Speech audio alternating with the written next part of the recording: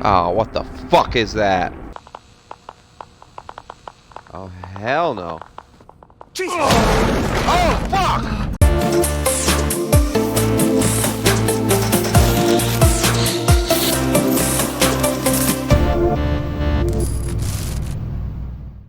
What's up, everyone? Brallus here, and we are back with another review, and this time we got the Blair Witch game. Another walking simulator where you hold a fucking video camera and a flashlight. No. I'm just messing around. I'm just joshing ya. You see, I gotta say that after every time I make a joke like that because, you know, people will get offended, and you don't want to offend people.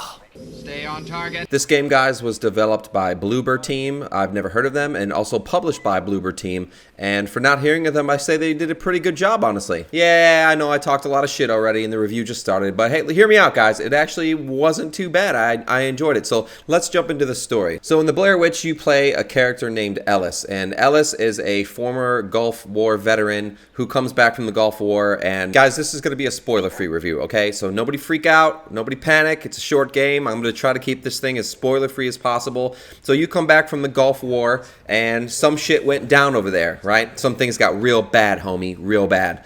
And when you come back, you are suffering from an extreme case of PTSD with the hallucinations, the voices, the whole lot of it. It kind of reminded me of Hellblade, Senua's Sacrifice, where you have the hallucinations and she's suffering from psychosis. So it's kind of like that. And it adds a really cool element to the Blair Witch, which I actually really liked.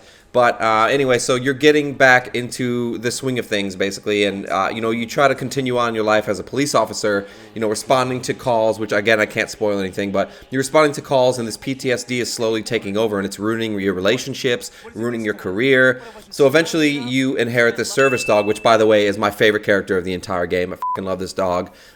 He's very, very lifelike, I guess you could say. I have 2 dogs of my own. The way he sounds, the way he barks, and the way he whines and things like that. His animations, stuff like that is really cool. And actually, my dogs were staring at the screen and, you know, trying to like interact with the dog. It was pretty funny. So they did a really good job with the dog. It's a German Shepherd, and I love German Shepherds. So yeah. So anyways, you find out that there's this kid who's gone missing in the woods. I'm not going to say his name. I'm not going to spoil anything again. And you decide to take it into your own hands to go out there with your service dog pal and go find him against everyone else's warnings because you're not mentally, I guess you could say, right or adept to do such a thing, right? So you get out there, and of course, things don't go your way. Shit gets rough, all right? So that's basically the story without spoiling it. Now let's talk about the graphics. This game being developed by a small team, Bloober Team, is not too bad. It actually looked pretty good. When you start off running around in the woods, you see the God rays coming through the trees. The sun setting looks really nice. The woods themselves look really nice. So for a smaller budget game, I guess you could say, I wouldn't say AAA, but maybe a AA game, it actually looked pretty good. And I was playing it on the Xbox One X. I also tried it out on PC, which ran like a horse's ass. So I went back to my Xbox One X and fired it up, and I didn't have any problems. So console master race. There was this weird effect, though, on the Xbox, so I'll defend you PC players. There's this weird, I don't know if it was an effect or like a control glitch or what, but whenever you would turn, like whether it was slow or fast, it does like this judder, and it's like fucking annoying. Like he just like judders, like skipping, like he's twitching or something like that when he's turning his head. And I at first thought it was part of the game, and then I realized it was happening all the damn time. What the hell is wrong with my guy's eyes? Did he just get LASIK, or does he have a serious stutter in his step? Chief, we're done checking the bridge. So that's shitty, but other than that, the game graphically looked great. The textures looked great. The wind blowing leaves and grass around looked really nice. So for a lower budget AA game, I think they did a really nice job with the graphics.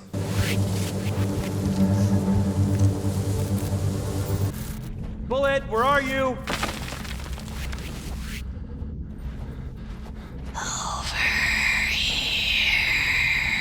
Oh, fuck that. Sound-wise, the game was very atmospheric. I'll definitely give them props for that. You can hear the crunching of the twigs while you're walking around, which was great. You can hear, you know, the dog's audio cues kind of pointing you in the right direction of things, the creepy voices, the door slamming. I mean, the audio wasn't anything to write home about, but it did its job here, okay? It did what it was supposed to do. It got the job done. And I gotta say, though, there's this crow at the beginning of the game that just kept going squaw, squaw. and it was the most annoying shit in the world, and it was driving me absolutely insane. I think it was like 3 in the morning, and I was streaming it, and this thing had me yelling at my TV because it was so damn loud and annoying. Come here, boy. Dude, stop. It's too early for this. That little crow. Seriously, shut the f*** up. Anyways, the voice acting was actually really well done. Your character, Ellis, he makes a lot of wow, and it sounded pretty on point. No, we really saw eye to eye, but never gave up. Not even after I let him down. The side characters themselves, like your wife/girlfriend, I'm not sure if she's your wife or your girlfriend or not. Either way, she's not your biggest supporter, so. Yeah, she sounded good. The officer, I'm trying not to spoil stuff, and every character in the game had their own plot point and twist, so I'm trying to not say much, but I'll just say that the voice acting was good, right? It got the job done. It wasn't AAA by any standards, but it was the same quality of a game like Firewatch or any other walking simulator, game. So it was really well done in that aspect, and I had nothing but pretty decent things to say about the sound design. Gameplay-wise, let's get into the gameplay. You do a shitload of walking. Yep! There's literally an achievement for walking 100 miles in the game, guys. A lot of miles. There is some combat scenario. So what I liked about this game is that I thought that it was going to be another complete walking simulator where you just walk around with a camera like an, Amnesia or Outlast or any of those types of games, and you just point it at shit and things happen, and then you record stuff and scary things pop out. But there was actually some combat scenarios in the game, and you don't spend a ton of time on the camera. It's actually a very useful tool in this game, which is a first, because a lot of these games just use it as a gimmick. But in this game, you find these red tapes, and you find different tapes around the world that just give you background story on things. But you'll also find these red tapes, and what the red tapes do is they allow you to actually manipulate time based on what's going on in the video. So for example, if you're watching the video and you see the door open in the video, like maybe somebody crashed through it or something like that, it'll actually do it in your game live as you're watching it. So you need to manipulate these tapes in order to make things around the world happen, which is actually, it was a really cool feature. I actually really liked it.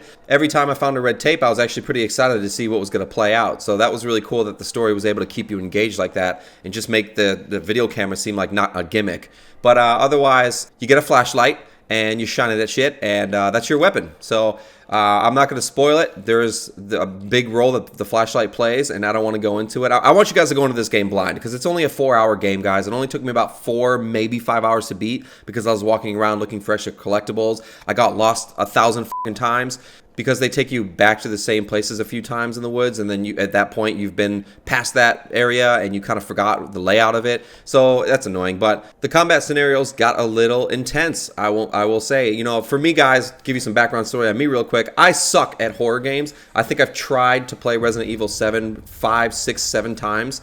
I'm going to go towards more the 7 mark. And every time I started, I stop at the same point because I'm just too much of a chicken shit to go through the game, especially on my own, and try to beat it. So I suck with these horror games. So there were a few really good jump scares in this game, and there's so many I want to put in here, because when I do these reviews, I actually live stream the game and then use that review footage. But the thing is again, I don't want to spoil things. And there are some jump points. There are quite a few, but there weren't as many as I expected. The ones that did hit pretty hard. Oh, fuck!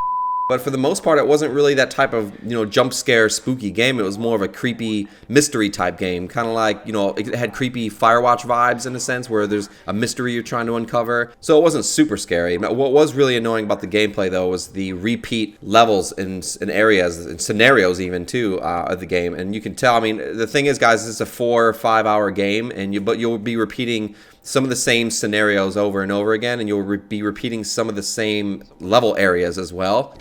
Back to the fucking camp. Really? Dude, what the fuck? Especially at the end, and again, I can't spoil it, but at the end, you just are stuck in what seems like one area for the longest time, just kind of walking through corridors and things popping out at you, and it's just kind of leads to the end. And it was kind of frustrating and got kind of boring and repetitive. But I mean, for the most part, guys, the game is free on Game Pass, or it's $26.99, I believe, on Steam. You can get it for 10% off right now. So I wouldn't waste $26.99. I wouldn't spend $26.99 on this game. I don't think it's worth it. But it's definitely worth a look at some point when it drops down in price. I would say I would wait for a sale on Green Man Gaming or Steam. Maybe if it gets down to like $9.99, $10 around there. If you have Game Pass, it's definitely worth downloading if you have Game Pass and going through it, because you can literally go through it in an evening with your loved one.